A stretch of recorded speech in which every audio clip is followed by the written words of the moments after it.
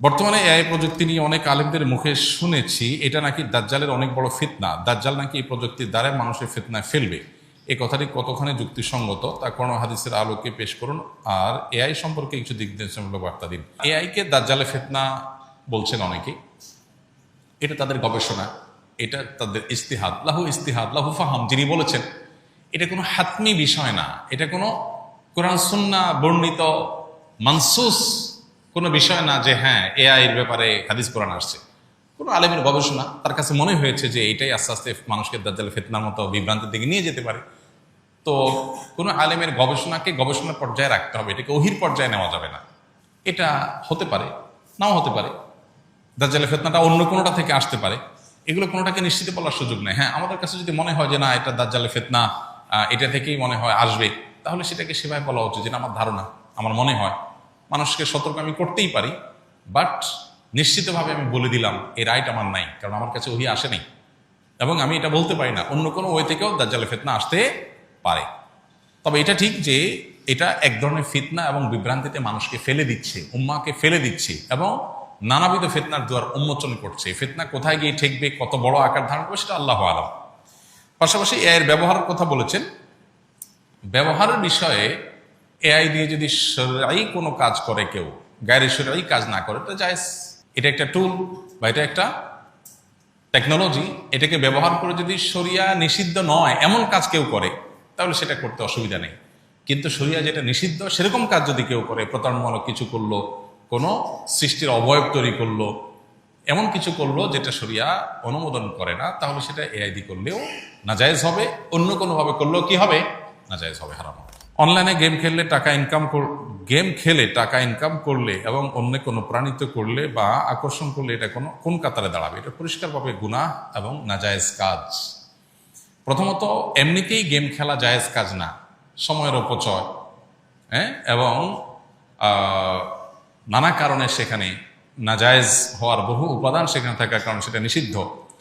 এরপরে আবার সেটা দিয়ে টাকা কামাই করবেন, এগুলো বেশিরভাগ ক্ষেত্রেই মানুষকে জুয়ার দিকে নিয়ে যায়। আর সবচেয়ে বড় কথা হলো এটা টাকা কামাইয়ের শরঈ কোনো উপায় বা পদ্ধতি না। অনেকে আছেন যে অ্যাড দেখে টাকা কামাই করেন, যে অ্যাড দেখলেন, যত বেশি দেখলেন তত কামাই করলেন। এটাও না জায়েজ, কারণ এই অ্যাডগুলো যখন দেখতে যাচ্ছেন সেখানে মিউজিক সহ হারাম বিষয় আসছে, আপনি হারামে লিপ্ত হয়ে তারপরে কি করছেন, টাকা কামাই করছেন। এবং এই সমস্ত গেমস ইত্যাদি থেকে টাকা উপার্জন করার এই পথ অবলম্বন করে একটা সময় দেখা যায় অনলাইন জুয়াতে আসক্ত হয়ে যায়। আজকাল অনলাইন জুয়া এটা ঘরে ঘরে জনে জনে হয়ে গেছে। এখন দেখা যায় বিভিন্ন স্পোর্টস চ্যানেলে, বিভিন্ন সাধারণ টিভি চ্যানেলে, বিভিন্ন প্রচারণায়, খেলোয়াড়দের জার্সিতে, বিভিন্ন কিছুতে দেখা যায় যে অনলাইন জুয়ার অ্যাডভার্টাইজ অহরহ, যেটা আমাদের দেশে প্রচলিত আইনেও নিষেধ, ধর্মীয়ভাবেও যেটা হারাম। সেই জিনিসটা এটাকে খুব নর্মাল করে ফেলা হয়েছে, যেন দেখার কেউ নেই। এগুলোর ব্যাপারে আমাদের সতর্ক থাকা দরকার। এগুলো আমাদের সর্বস্বকে ধ্বংস করে দিবে। এই জুয়ার পথে যারা গেছে তাদের জীবন ধ্বংস হয়ে গেছে, দুনিয়াও বরবাদ, আখিরাতও বরবাদ, পরিষ্কারভাবে হারাম। আজকাল দেখা যায় এই যে বিভিন্ন সময় বিশ্বকাপ, ফুটবল হয়, ক্রিকেট হয়, বিভিন্ন খেলা হয়, এগুলোকে কেন্দ্র করে এলাকায় এলাকায়, মহল্লা মহল্লা জুয়ার আসর বসে, ছেলেরা মেয়েরা বাজি ধরে। এই যে বাজি, এই যে জুয়া, এগুলো পরিষ্কারভাবে হারাম। এগুলোকে আজকাল দেখা যায় যে অনেকে ব্যবসা হিসাবে এটাকে রীতিমতো একটা ফরম্যাট দিয়ে যুবকদেরকে সেখানে লাগাই দিচ্ছেন, পরিষ্কারভাবে হারাম। এগুলোর ব্যাপারে সামাজিক সচেতনতা বাড়াতে হবে এবং রাষ্ট্রের কর্তা ব্যক্তিদেরও এগুলোর পরে ব্যবস্থা গ্রহণ করতে হবে। আমি মুখে কোনো গালি দেই নাই, কিন্তু বন্ধুদের সাথে গ্রুপে গালিগালাজ এর টাইপিং করি মাঝে মধ্যে, এতে কি আমার গুনাহ হবে কিনা? কোনো খারাপ কথা মুখ দিয়ে বললেই শুধু খারাপ হয় না, ওইটা টাইপ করে লিখলেও কি হয়, খারাপ হয়। কোনো খারাপ কথা মুখে বললেই শুধু গুনাহ হয় না, ওইটা কলমে লিখলেও কি হয়, গুনাহ হয়। এজন্য আমাদের সব ধরনের জবানের হেফাজত করা উচিত। জবানের হেফাজত বলতে শুধুমাত্র দুই ঠোঁটের হেফাজত বা জিহ্বার হেফাজত বা মুখের হেফাজত না। জবানের হেফাজত বলতে আমি যতভাবে এই জিনিসটা প্রকাশ করতে পারি ততভাবে আমাকে হেফাজত করতে হবে। এই জন্য ভালো কথা মুখ দিয়ে বললে যেরকম ভালো, লিখলেও ভালো। আপনি কাউকে মুখে আসসালামু আলাইকুম বললেন, সব পাবেন। আবার কাউকে চিঠিতে আসসালামু আলাইকুম লিখে দিলেন, মেসেঞ্জারে টাইপে আসসালামু আলাইকুম লিখে দিলেন, সব পাবেন কি পাবেন না? ঠিক একইভাবে খারাপ কথা মুখ দিয়ে বললে যেমন খারাপ, টাইপে করলেও খারাপ। অনেক যুবকরা আছেন আজকাল নিজে এমনি গালমন্দ করেন না, খারাপ কথা বলেন না, কিন্তু বন্ধু বান্ধবের পালায় পড়ে আড্ডাবাজির পালায় পড়ে দেখা যায় যে তিনি বিভিন্ন রকমের গুনাহে লিপ্ত হয়ে যান। এই ব্যাপারে আমাদের বিবেকগুলো অনেক সময় জাগ্রত হয় না, কাজ করে না। আমাদের বিবেকগুলো জাগানো উচিত এবং বিবেক কাজ করা উচিত।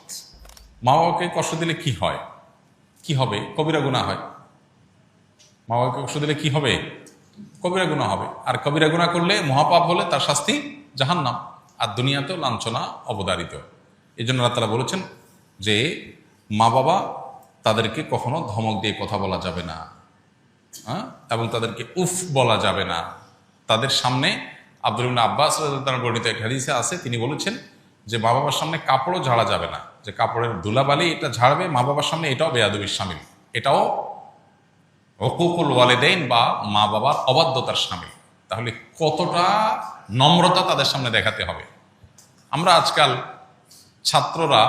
অনেক ছাত্ররা শিক্ষকের সামনে যেরকম মর্যাদা দেখায়, যদিও সেটাও আজকাল হারিয়ে যাচ্ছে, মাদ্রাসার ছেলেদের মধ্যে এখনো আছে, ওস্তাদের সামনে যেরকম মর্যাদার সাথে বিনয়ের সাথে নিজেকে উপস্থাপন করে মা বাবার সামনে সেরকম থাকতে হবে।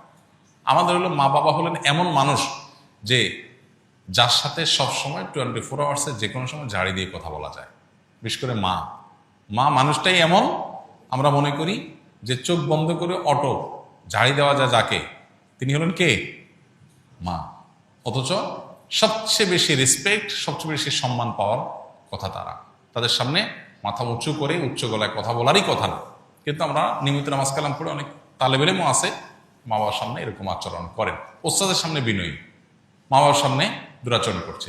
ওস্তাদ এত বিনয়ের হক রাখেন না, ওস্তাদের এত অধিকার নাই যত অধিকার কার আছে? মা বাবার আছে, কিন্তু সেটার খবর নেই। আমরা অনেকেই এক্ষেত্রে ভুল করি। কেউ কারোর মাধ্যমে সালাম পাঠালে তার উত্তরে কি বলবো? কেউ কারোর মাধ্যমে যদি সালাম পাঠায় তাহলে সেক্ষেত্রে আপনি উত্তরে বলবেন ওয়া আলাইকা ওয়া আলাইহিস সালাম, অর্থাৎ তুমি যে সালামটা নিয়ে আসছো তোমার প্রতি এবং যিনি সালাম পাঠালেন উভয়ের প্রতি আল্লাহর শান্তি বর্ষিত হোক। এভাবে আমরা সালামের জবাব দিব যদি কারোর মাধ্যমে লোক মারফতে সালাম পাই। আস-সুন্নাহ ফাউন্ডেশন, উম্মার স্বার্থে সুন্নাহর সাথে।